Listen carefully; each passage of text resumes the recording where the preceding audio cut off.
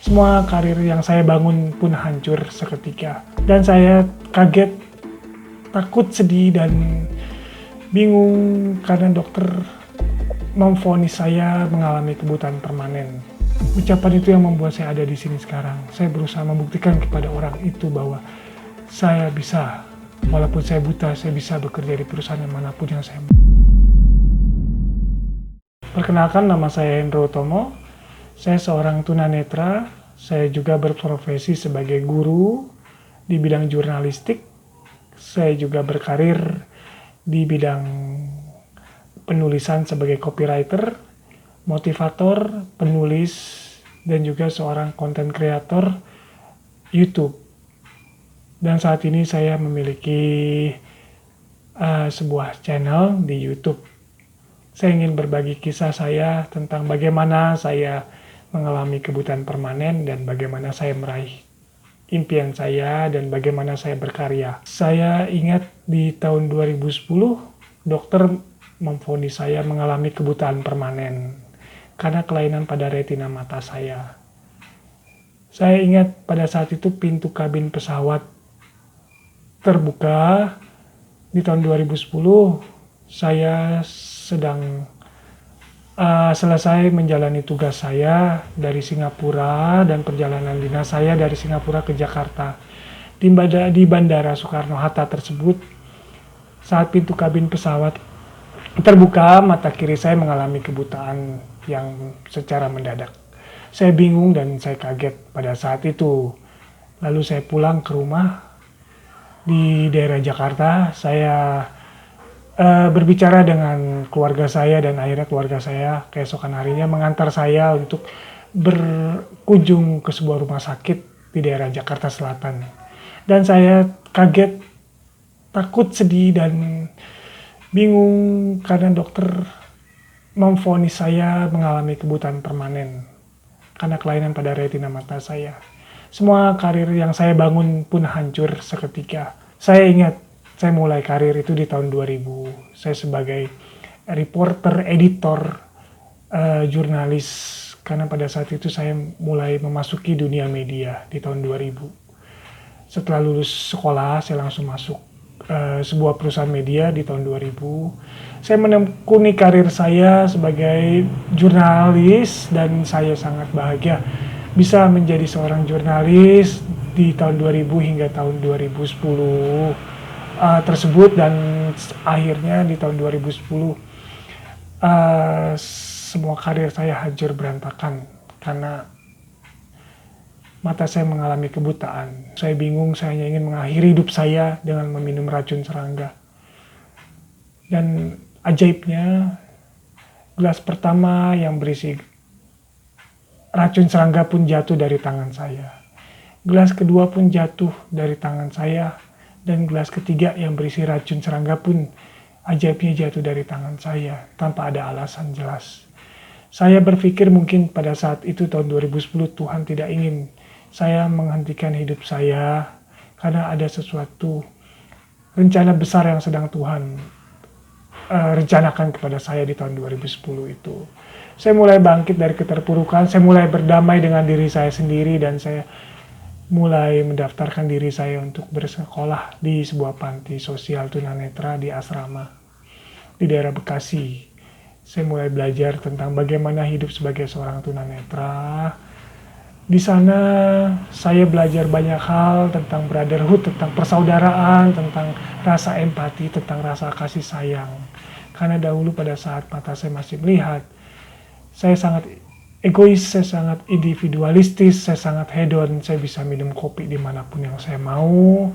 Saya sangat bangga dengan karir saya pada saat mata saya masih melihat.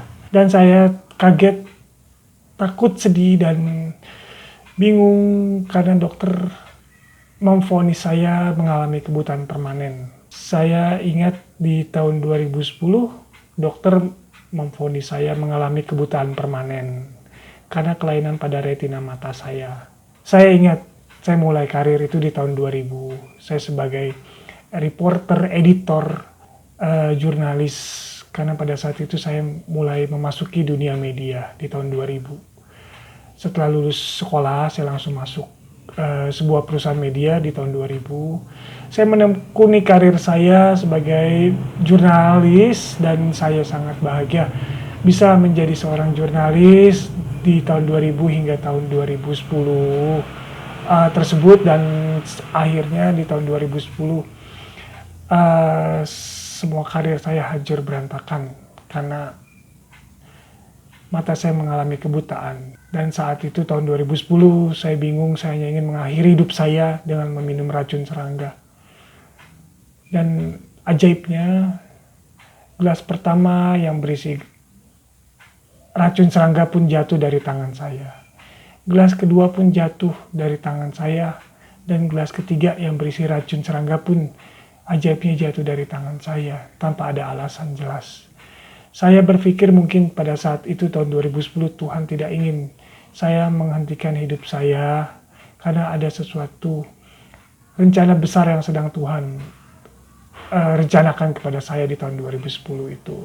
Saya mulai bangkit dari keterpurukan, saya mulai berdamai dengan diri saya sendiri, dan saya mulai mendaftarkan diri saya untuk bersekolah di sebuah panti sosial tunanetra di asrama di daerah Bekasi. Saya mulai belajar tentang bagaimana hidup sebagai seorang tunanetra. Dahulu pada saat mata saya masih melihat, saya sangat egois, saya sangat individualistis, saya sangat hedon, saya bisa minum kopi dimanapun yang saya mau. Saya sangat bangga dengan karir saya pada saat mata saya masih melihat.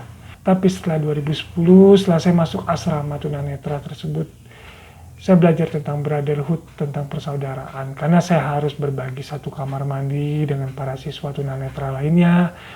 Saya harus mengantri makanan dengan piring kaleng dan gelas kaleng. Dan jangan tanya rasanya makanan tersebut seperti apa. Tapi bagaimanapun itu, saya belajar tentang persaudaraan, tentang rasa kasih sayang di asrama tunanetra tersebut. Dan saya bahagia, saya bisa menjadi orang yang lebih baik. Di tahun 2011, setahun kemudian setelah saya lulus dari sekolah panti tunanetra tersebut, saya mulai mendaftarkan diri saya untuk melamar bekerja lagi di beberapa perusahaan di Jakarta walaupun mata saya buta. Tapi kenyataannya banyak perusahaan yang menolak saya, meminta saya untuk pulang hanya karena saya buta. Dan saya ingat ada seorang perekrut bilang kepada saya bahwa saya jangan mimpi. Saya cuma tunanetra, saya cuma orang buta. Ucapan itu yang membuat saya ada di sini sekarang. Saya berusaha membuktikan kepada orang itu bahwa saya bisa, walaupun saya buta, saya bisa bekerja di perusahaan yang manapun yang saya mau. Akhirnya keesokan harinya semangat saya terus membara. Walaupun saya buta, saya terus mengirimkan surat lamaran saya. Dan alhamdulillah di akhir tahun 2011, sebuah perusahaan menerima saya bekerja sebagai seorang sales marketing. Dan saya bahagia walaupun saya tunanetra, saya karyawan tunanetra pada saat itu.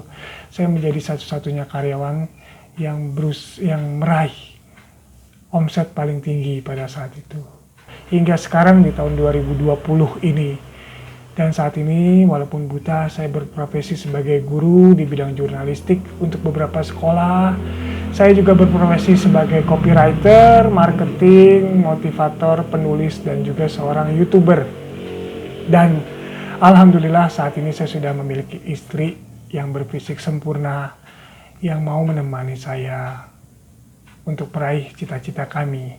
Jadi jika Anda berasa sedih, jika Anda merasa jatuh, tolong ingat saya, pikirkan saya tentang saya malam ini. Jika Anda merasa sedih dan jatuh, tidak bersemangat, tolong pikirkan saya tentang bagaimana kerja keras saya. Tolong pikirkan tentang saya malam ini. Dan saya jamin Anda akan merasa jauh lebih baik. Anda akan jauh merasa lebih bersyukur karena saya yang tunanetra bisa meraih cita-cita saya. Apalagi Anda yang berfisik sempurna pasti bisa meraih cita-cita yang lebih baik daripada saya. Jadi mari kita rayakan semua kekurangan kita dengan rasa syukur. Karena Tuhan tidak akan pernah meninggalkan kita sedetik pun. Salam. Berikan komentar Anda tentang video ini dan jangan lupa untuk like, share, dan subscribe. Terima kasih.